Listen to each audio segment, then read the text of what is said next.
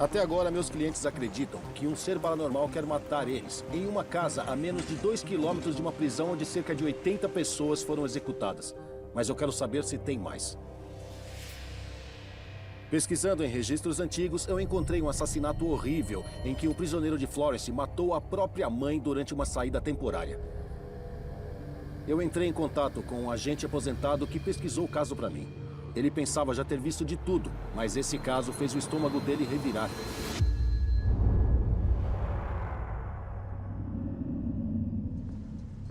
Oi, Mark, que bom te ver de novo. Bom te ver também. Então, antes de falar do crime em si, o que se sabe sobre esse cara?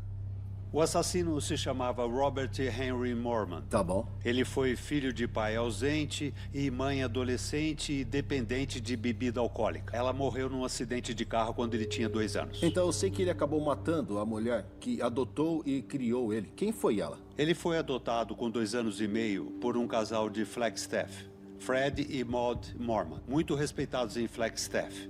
Eles não podiam ter filhos biológicos. Quando essa criança começou a dar problema? Bom, a primeira internação dele foi numa clínica psiquiátrica aos 13 anos. Entendi. Depois de atirar na mãe sem querer. Ele atirou nela sem querer? Isso, atirou na mãe sem querer. Tá, ele atirou na mãe e ela morreu? Não, ela viveu. Para falar a verdade, quando em 1967 o pai dele morreu, ele tinha 18, mas ela continuou criando ele por conta própria. Entendi. E como ele acabou na prisão estadual de Florence? Então, em 1972, aos 23 anos, o Mormon sequestrou uma menina de 8 anos. Sei. Que estava voltando da escola. Por 2 dias, ele levou ela de carro para o norte e foi parando em hotéis pelo caminho. Ele foi abusando sexualmente dela nos quartos desses hotéis. E no final das contas, ele se entregou para a polícia. Tá, ele fez um acordo ou ele foi a julgamento? O que aconteceu? Foi condenado de 9 anos a perpétuo, na penitenciária de Florence. Tá, e o homicídio? O que aconteceu? Na época, o estado do Arizona tinha uma política de saída temporária para os presos da segurança mínima e ele era um deles.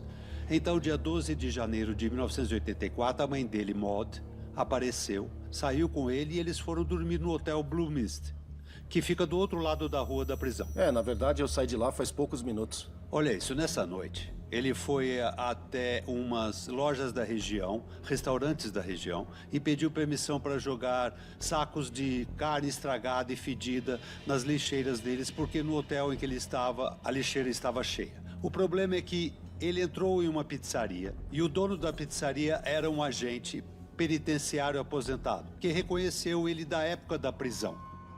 Então esse agente ligou para a polícia e a polícia apareceu. Tá, eu imagino que ele estava se livrando do corpo da mãe dele naquela hora.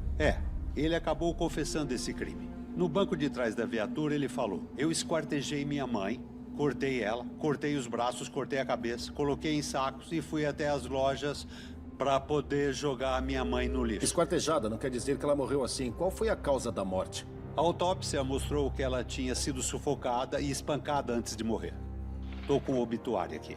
Tá, ele tinha muita raiva da mãe dele, hein? E aí a polícia pegou a confissão, pegou o corpo, tinha tudo. O que aconteceu com esse cara? Foi condenado. O júri condenou ele depois de 2 horas de deliberação. Ele foi condenado à morte. Tá bom, eu sei que 80 prisioneiros foram executados ali. Ele foi um deles? Foi sim, mas ele recorreu por 28 anos até por fim ser executado em 2012. Tá.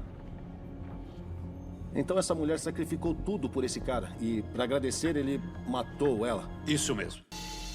Eu tô vendo a mulher deprimida quando estava viva. Ela sente um luto aqui por ela ter perdido um filho. Foi um aborto espontâneo, ou sangue, ou problemas que são reprodutivos, ou algo assim. E eu estou ouvindo alguma coisa sobre adoção. Eu acho que ela queria morrer.